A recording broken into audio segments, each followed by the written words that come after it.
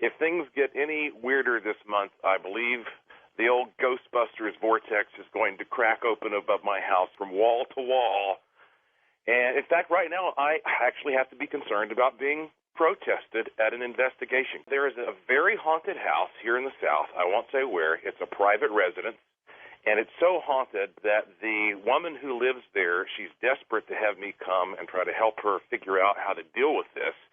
And she has warned me that there is a church nearby of very conservative people, and their official stance is that, Harry Potter is evil, and that ghost hunting is associated with black magic and necromancy, and we have to be extremely secretive. I have to sort of put on a disguise and slip into this town and out and do this, because otherwise, she said, there are going to be crowds of people around protesting my investigation. People often draw this conclusion that there is something dark and sinister about paranormal investigation, and that's one reason I wanted to delve into that tonight with the topic, the reality of black magic and necromancy.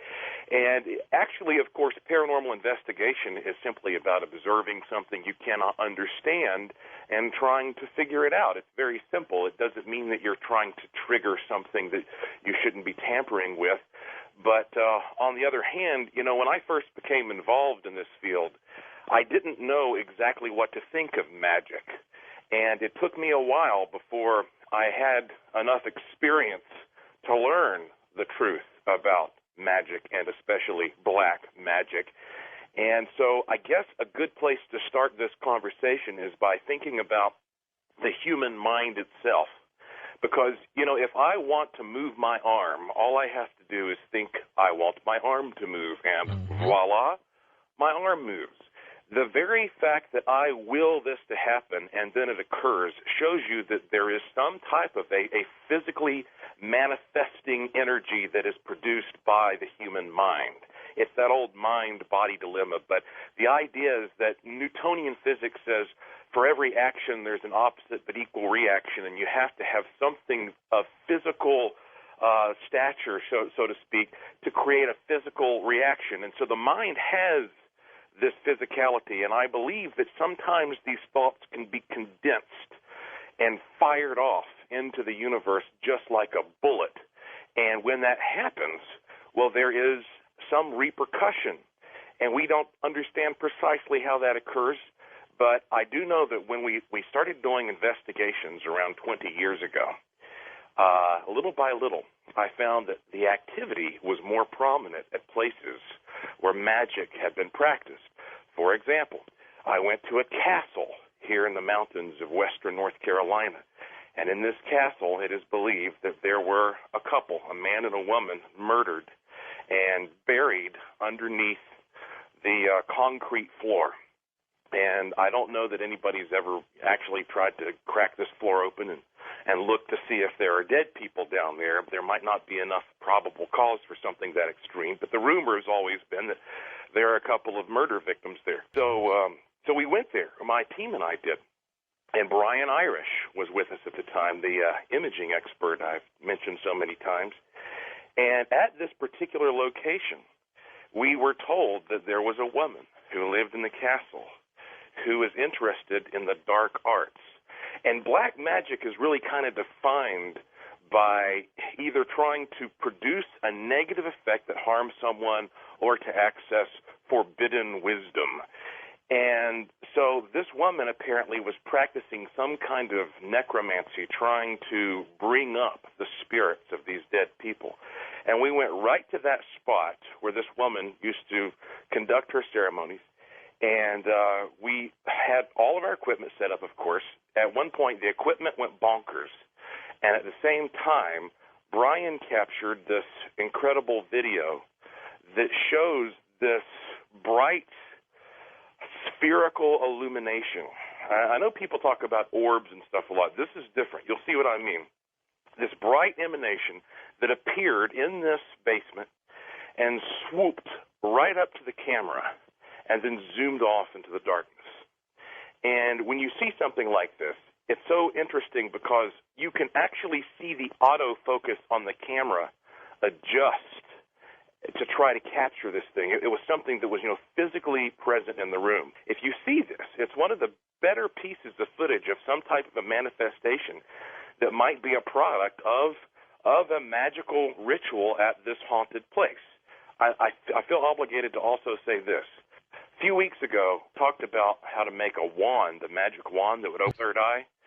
And I have gotten so many emails since then from people who want to know more about how to make that wand.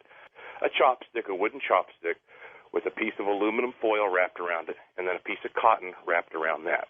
But it just goes to show how much sort of enthusiasm there is for the idea of magic and so on. So after, going through these kinds of experiences, I became interested in trying to learn about how these magical rituals are done. And I met a man who is, a wizard, for a lack of a better term, who was very cavalier about the fact that he practiced black magic. He had no qualms about trying to hurt people. And, of course, karma is an issue. I believe that there's karma. I mean, for every action, there's an opposite but equal reaction, as I was sort of alluding to with Newton, and therefore you can't just project something bad out there and expect nothing bad to come back. But this guy became a friend of mine for a while, and he taught me how to do some of these magical rituals. And he would say, okay, let me prove to you what's going to happen. This guy's going to have a heart attack in 2 weeks. Oh. And I'd say, sure. 2 weeks later, guy had a heart attack. He was willing it. And he liked to use dolls, like voodoo-type dolls, and that can be very, very effective. In fact, I'm always a little frightened to even talk about this sort of thing when millions of people are listening, because it's not that difficult for a person with defined sort of condensed intent to get good results if you know how to properly use dolls and things like that. Well, I ended up having a falling out with this guy, which is not surprising because he maybe wasn't the nicest person, you can tell. And after we had this falling out, things started to crumble all around me in my life. It started with mechanical things, just cars breaking down, and then at the house, the well breaks down, and then, a fire almost starts because there's an electrical problem, et cetera, et cetera. And then it elevated to relationship problems. And then I started having, financial issues, and I never had enough. And it was just one thing after another, just this wave of bad luck. And it all culminated when something a very chilling thing happened to me. And on a Sunday afternoon, at sort of the climax of all of this bad stuff happening to me, I was napping on my bed. I lived at the time at a house that was kind of out in the country, napping, and my wife was lying there watching television next to me, and she had headphones on so that the audio would not disturb me. And I woke up at one point because I heard a strange little noise in the room. It sounded like plastic crinkling or something like that. And so I nudged her and asked her if she heard anything, and she said, no, of course not. So I rolled over and I went back to sleep. And as I was in that sort of half awake, half asleep state, the strangest thing happened. A voice, a very clear voice, said to me, there is a snake over there.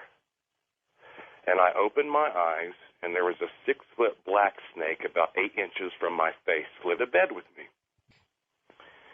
Now, people ask me about the scariest, ghost I've ever seen, and I don't know I've ever seen a ghost as frightening as this black snake slithering into bed to cuddle up with me that afternoon. I hit the ceiling, of course, and I'm sure there were plenty of words that came out of my mouth that would not be appropriate. And then immediately this snake locked eyes with me, and I locked eyes with it, and we knew we were just going to be entangled in an epic battle. This was one angry snake. It was hissing. It was striking at me. And I don't have like some overwhelming fear of snakes, but you don't want to wake up to a scenario like this. I was pretty confused. and the snake kept trying to slither under furniture, and so I was, grabbing this snake by the tail and whipping it back out because I knew if it got into the furniture, it'd be much more complicated to deal with. Finally, I got a hold of this thing. And these black snakes, they're not poisonous, but they have these bacteria-ridden mouths, and if they bite you, you can get a terrible infection. And, their fangs are sometimes so curved they can't even remove their heads from your arm after they bite you. So I took this thing outside with a machete, and I'm very sorry for snake lovers listening out there, but my only concern at that point in time was making sure this snake did not come back into my bed. So I chopped him up. I know. I was in a state of hysteria. I'm sure I have bad snake karma coming back from me from somewhere for this. But after I chopped this snake up, I came into my house trembling with adrenaline.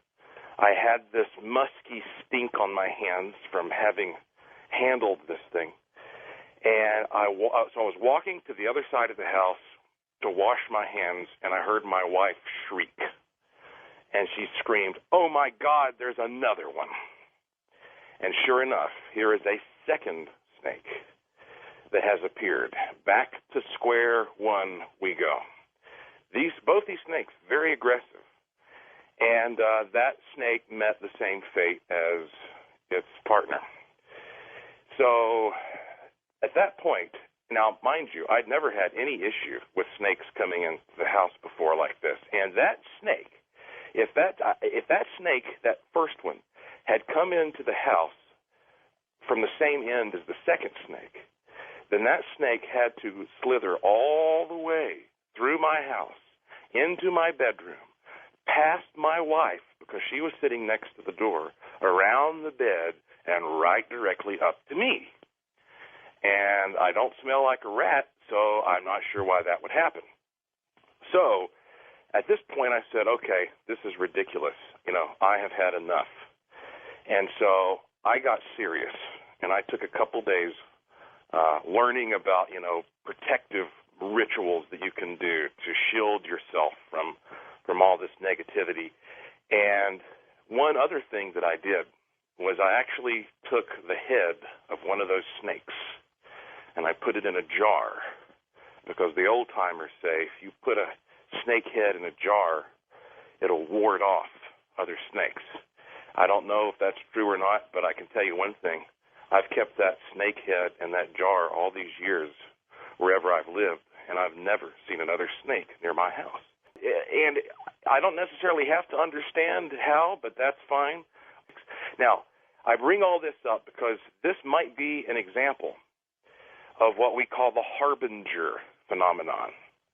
When a person or an animal dies, within minutes there are flies on that body.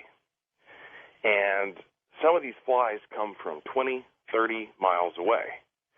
And they come from a distance that is so great that we can't really scientifically explain how the fly knew that the dead body was there. The particles of matter haven't had enough time to be dispersed by the wind to get that far, but the flies come from that far away. It's almost like there are some animals out there that are attracted directly to the energy of death. And this is something we can talk about more also with dogs and cats that are able to sense dying people. And if you know that there are animals out there that seem to have that connection with death energy, then it could be that when a negative energy field is condensed so strongly, so focused in one area around one person, there may be creatures out there that are attracted to that as well. And snakes have always been very mysterious and majestic creatures. The snake is one of the few creatures that, for example, in the Bible, represents the power of God and the devil. That's right. The dogs and cats, they are able to somehow sense the fact that somebody might be either ill or dying. And if you consider that, we think of dogs and cats as, friendly little cuddly pets. But the reality is they are predators. They have survived for millions of years by being able to track down weak things and kill them and eat them. And it therefore makes sense that dogs and cats have evolved a sense of impending death. And I do believe that when you have these stories about a nursing home where the friendly little kitty curls up next to the old lady who's about to die in 2 hours, it's because the cat is relying on that predatory sense and knows this death is about to occur. It seems like that if there is a pattern, a synchronistic pattern, a chain of events in which one bad thing is happening after another, and you can directly connect this with an individual who has either gotten angry at you, and this is a person who holds a grudge, or somebody who just casts that evil eye at you, that look. And, if you start having that, curb your enthusiasm type of luck, and I use that as a reference to one of my favorite TV shows on HBO, if you start having that kind of luck where everything is going down the toilet and it's connected with a particular individual, the reality is there may be some type of a curse involved. You also, it's kind of difficult to advise people on how to do this because every situation is different. And a part of it is realizing that this is a battle that is taking place on a mental battleground. So, in other words, if this is being projected at you from a mind perspective, you have to fight it from a mind perspective. Well, I definitely think that regardless of one's spiritual beliefs, if we can so clearly demonstrate Newton's third law of motion, that for every action there is an opposite but equal reaction, that alone should show us that karma is absolutely real. Now, there are people out there who believe that, if you do something magical, whether it's good or bad, it comes back to you 7 times. That doesn't make any sense to me. I don't know where this extra energy would come from for this to be magnified 7-fold or 3-fold or however. It seems to me it's an equal exchange of energy. And even if you don't practice magic, this is also something that you should consider on a daily basis, just as you go through your life and how you behave and you conduct yourself toward others. But I will tell you something else that I didn't mention when I was telling you the story about the snake. This voice said to me, there is a snake over there. And that's what made me open my eyes and realize that this thing was slithering in bed with me. If this voice had not said this to me, then I shudder to think what would have happened next. And you know that after that experience, when I first told that story, I said to the person I was talking with that, well, my wife had said to me, there's a snake over there. And she said, no, I didn't. I said, huh? Because even though the voice didn't sound like her voice, I was half awake, half asleep, she was the only other person in the room. So I naturally assumed that she was the person who had told me that there was a snake there. And, of course, it doesn't make sense that she would have calmly said that, but, I wasn't thinking rationally at the moment. And so this makes me believe this is almost an angelic-type experience, that there is this realm in which we have assistance available, a little bit of help from time to time to make sure that we make the right decisions, that we keep that positive karma flowing, that we are protected. And whether I simply had a psychic ability that warned me of this snake being there, or whether there was actually some, invisible spectral being sitting there with a direct line to my ear, helping me once in a while, which, I kind of tend to believe that's likely. Either way, I was very happy to know that I do have some assistance, and I think if you try to be a good, positive person, that you'll find that there is a lot of help there for you. And I wrote a book, came out a few years ago, called Pet Ghosts, Animal Encounters from Beyond the Grave. And as a part of that book, I looked at the idea of what I call phantomals, which are animals or animal-like beings that have a paranormal sort of association. And, of course, I had to look at insects and even, believe it or not, microorganisms, dinosaurs, and even things that kind of blur the line, like Mothman, Bigfoot. And in doing so, I started looking at the Amityville horror story, and also I investigated a place in South Carolina, Lancaster, South Carolina, that had a fly infestation, and the flies would always appear around an area before something tragic would occur. And so I, at that time, looked into what makes flies special. And, of course, there are many, many reasons that flies are special, but at that time, I discovered that there were scientists who study flies, and I don't have all this resource information in front of me, though it is in the book. And what they would do is actually, set up a controlled experiment in which they would hatch a fly, and then they would track it. I think they would put a little daub of some radioactive material on it so that they could trace it. And then they would just actually monitor, these flies, and that's when they were able to determine that these flies could almost instantly seek out dead bodies that were miles and miles away, and they couldn't exactly explain how the flies would know that the body was there because, when something dies, it takes a while for the smell, the aroma to spread. So that is how the information, the data was gathered regarding that. I mean, I can only imagine that there must have been some eggs somewhere that you didn't know about, and they hatched afterward. There's no good reason to think that the smell to a position where maybe flies are going to pick it up coming from 30 miles away, and that's why I think it's important for us to realize that, but when we eat food, when we eat meat or plants, ultimately all we want is that energy. And we might be kind of primitive creatures in a way, that we have to eat other living things to survive. But it's possible that there is a level out there at which beings can just take energy directly. They absorb it almost through some type of electromagnetic osmosis. And this might be why that we do have these beings that sort of follow people around and suck their energy off. And therefore, there might also be a range of beings that are kind of in between. And we think of ourselves as humans as being so advanced and so civilized and so highly evolved because we're very egocentric. But the reality is the insects and the microorganisms, they control this world. I was recently at a museum, I guess it was the Field Museum there in Chicago, and in one section they had this area of, I guess they had stacked up some plates that represented a graph of how many mammals there are compared to how many amphibians and insects and so on. And the insect pile was probably, 10, 15 times the size of the mammal pile. And so some of these insects are highly evolved, and they might actually be more psychic than we could ever be, and very sensitive to the idea that they can find these energies and then use that to get the nourishment they need.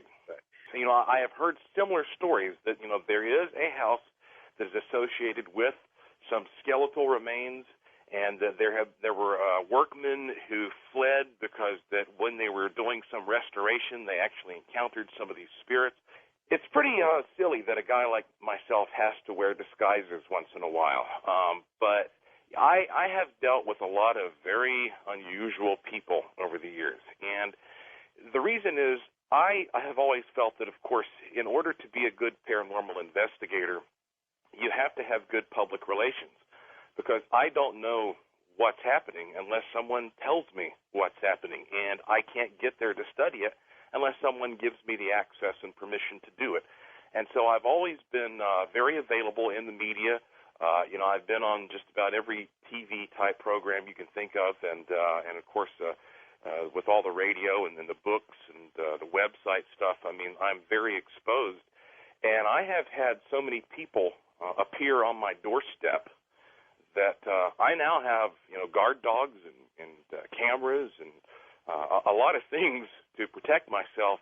And there have been some times when I have been out at events or investigations in which I've had to be very concerned about the folks who come up. Now, most of the time, it's a very positive thing. In fact, I have seen that just in the past 15 or 20 years, the world has collectively opened its mind toward these things. I mean, you turn on the TV any night of the week, there's something paranormal on somewhere. And so I think that we are getting much, much better at accepting that this is a legitimate field of study.